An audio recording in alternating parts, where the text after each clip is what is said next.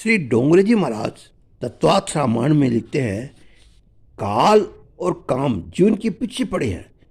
इससे जीव अकुलाता है, घबराता है, इसको आनंद मिलता नहीं। ये काम की दोस्ती छोड़कर श्री राम के साथ मित्रता करे तो इसको आनंद मिले। काम शब्द का थोड़ा विचार करोगे तो ये बात ध्यान में आएगी। कै अधिक आम शब्द मिलकर काम शब्द हुआ। कै शब्द का अर्थ है सुख और आम शब्द का अर्थ है कच्चा। कच्चा सुख ही काम है और सच्चा सुख ही राम है। कच्चा काम कच्चा सुख है। काम ये बताता है कि तुमको सुख देता हूँ, मैं तुमको सुखी करता हूँ, परंतु काम किसी को सच्चा सुख देता नहीं।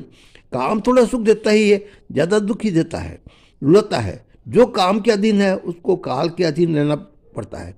महापुरुष काल को सर्प और मगर की उपमा देते हैं। ये संसार का एक ऐसा कुआं है जिसमें काम रूपी सर्प हमेशा काटने के लिए तैयार रहता है। विषय भोगों की इच्छा कामी स्त्री पुरुषों को कुएं में अकेले धकेलती है। काल का भय सतत सबके माथे पर खड़ा रहता है। दूसरी उपमा है मगर की। संसार सरोवर है। संसार सरोवर में जीवात्मा स्त्री तथा बालकों के साथ क्रीड़ा करते हैं। संसार सरोवर में जो जीव रमता है उसमें ही उसका काल ही बैठा है। जिस घर में मनुष्य काम सुख को भोगते हैं उसमें ही उनका काल भी सूक्ष्म रूप से बैठा है। मनुष्य काल को देखता नहीं, परंतु काल मनुष्य को सतत देखता है। मनुष्य गाफिल है, परंतु काल सावधान है। परंतु रूपी संसार रूपी सरोवर में जो काम सुख भोगते हैं उनको काम रूपी मगर पकड़ता है। जो काम की मार खाते हैं उनको काल की मार खानी ही पड़ती है। मनुष्य ऐसा मानता है कि मैं काम को भोगता हूँ, परंतु ये काम मान्यता खोटी है।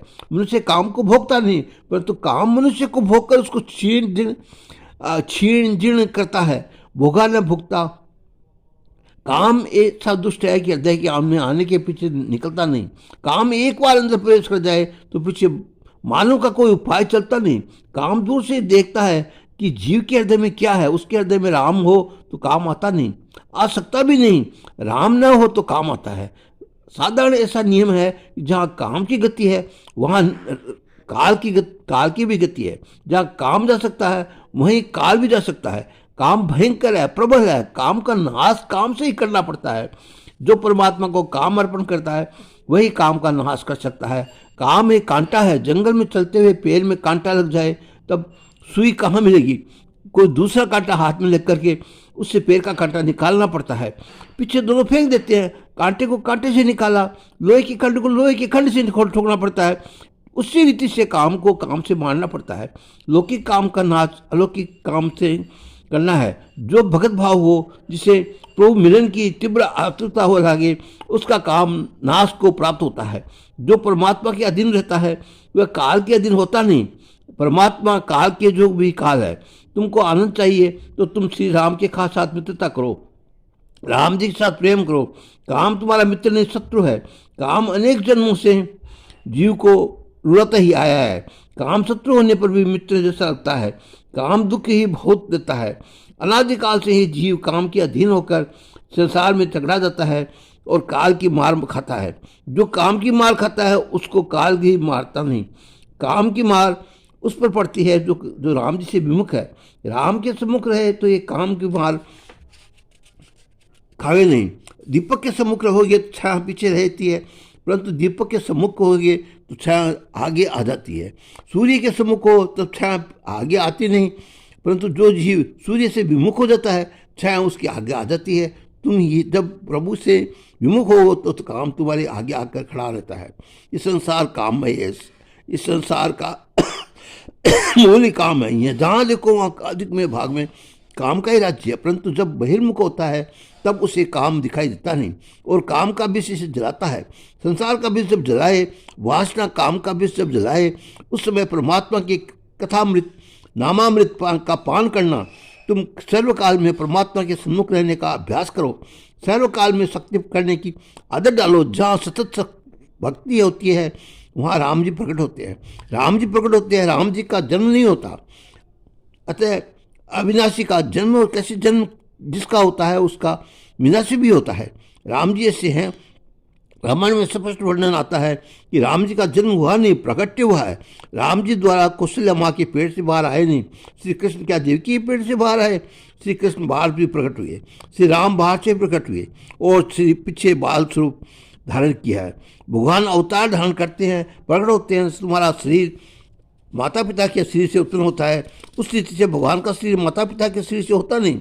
परमात्मा तो अपने निर्गुण निराकार चिदानंदमय स्वरूप में, साकार स्वरूप में प्रकाशित करते हैं। श्री राम जी का जन्म होता ही नहीं, श्री राम जी का प्रकट्य होता है, भगवान का अवतार होता है। वह कैसे किस प्रकार होता है? जहाँ भगवान नहीं वहाँ आकर क्या भगवान खड़े रहते हैं? अरे जगत में ऐसी कोई जगह नहीं है जहाँ भगवान सूक्ष्म रूप में विराजमान नहीं है। भगवान सर्वव्यापक है, सर्वत्र है, परंतु माया के पर्दे के पीछे छिपे रहते हैं। भगवान का अवतार है, अर्थात परमात्मा माया का पर्दा दूर करके प्रकट होते हैं। भगवान का जन्म होता नहीं, भगवान का प्राकट्य होता है। माया का आचरण परमात्मा दूर करते हैं। परमात्मा को प्रकट होना बहुत अच्छा नहीं लगता, प्रभु को गुप्त रहना ही ज़्यादा अच्छा लगता है। ये माया के पर्दे में रहते हैं। जहाँ राम जी की कथा होती है अथवा वैष्णव जहाँ प्रेम से राम नाम का जप करते हैं वहाँ प्रभु पधारते हैं, परंतु प्रभु वहाँ गुप्त रूप से आते हैं। एक वैष्णव के ने भगवान से पूछा, महाराज अपना स्वरूप तुम गुप्त क्यों रखते हो? स्वरूप प्रकट करो तो सबके साथ आपके प्रत्यक्ष दर्शन कर सके। जहाँ आपकी कथा होती है, जहाँ आपका कीर्तन होता है, वहाँ आप छिपे रूप में आते हो, परंतु आप स्वरूप प्रकट क्यों नहीं करते? राम जी ने कहा, मैं बहुत रूपवान हूँ, इसलिए मुझे किसी की नजर न लग जाए, इस कारण से मैं गुप्त रहता हूँ। मानव की आँख बिगड़ी हुई है। मानव आँख से बहुत पाप करता है, मन से बहुत पाप करता है। भगवान को भी डर लगता है कि किसी को मुझे नजर न लगे। परमात्मा अति सुंदर है, उन अति सुंदर परमात्मा को किसी की नजर न लगे, इसलिए प्रभु की ही माया प्रभु को पर्दे के पीछे रखती है। जहाँ अतिशय प्रेम होता है वहीं प्रभु पर्दा को दूर करते हैं। परमात्मा जिसको अपना गिनते हैं उसको ही अपना असली रूप स्वरूप बताते हैं। प्रभु ने अपना नाम प्रकट रखा है, परंतु स्वरूप छिपाया हुआ है। जीव जब परमात्मा की बहुत भक्ति करता है, प्रभु के साथ अतिशय प्रेम करता है, तभी परमात्मा उसे अपना स्वरूप बताते हैं। थोड़ा विचार करो तो ध्यान में आएगा कि जहाँ ओछा प्रेम है वहाँ तुम भी अपने स्वरूप को पर्दे में रखते हो, अपने असली स्वरूप को उसी के आगे प्रकट करते हो जहाँ जिस तुमको सच्चा प्रेम है। तुम्हारे घर में सोना कितना है, चांदी कितनी है, वह तुम सब किसी को बताते हो क्या? नहीं, तुम छिपा कर रखते हो। कितने लोग तो इस वे के होते हैं कि पराया कोई आवे तो उसके सामने घर की तिजोरी खोलते ही नहीं। कहते हैं कि ये भाई बैठा है, उसको चला जाए तो बाद में खोलूंगा, यदि खोल दी तो वह क्या ले जाएगा? जहाँ अतिशय प्रेम है वहाँ ही जीव अपने स्वरूप को प्रकट करता है। जिसके अति प्रेम होता है उसको बिना कहे सब कुछ बताता है। जहाँ अतिशय प्रेम होता है वहाँ मनुष्य तिजोरी की चाबी तक दे देता है, परंतु जहाँ ओछा प्रेम है वहाँ मनुष्य भी स्वयं स्वरूप को दिखाता है, छिपाता है। फिर अतिशय प्रेम बिना परमात्मा क्यों प्रकट हो? जहाँ परमात्मा के साथ प्रेम करता नहीं, इसलिए वह परमात्मा अनुभव कर सकता नहीं। वहाँ बड़ा ज्ञानी भी जब तक परमात्मा के साथ प्रेम न करे तब तक परमात्मा का अनुभव कर सकता नहीं, प्रभु का स्वरूप जान सकता नहीं। परमात्मा की लीला रहस्य महान पुरुष की भी समझ सकते नहीं। ठाकुर जी ऐसी लीला क्यों करते हैं ये तो स्वयं ही जानते हैं। परमात्मा की लीला रहस्य मनुष्य अपनी बुद्धि से समझने का प्रयत्न करता है, परंतु समझ सकता नहीं। इसका रहस्य अगम्य है, मानव बुद्धि से परे है। भगवान भगत कृपा से ही भगवान की लीला का रहस्य किंचित विचार में आ पाता है। और ये डोंगरे जी महाराज तत्वार्थ रामायण में लिखते हैं। आगे का आप पूछ रहा हूँ, तब तक जय श्री राम।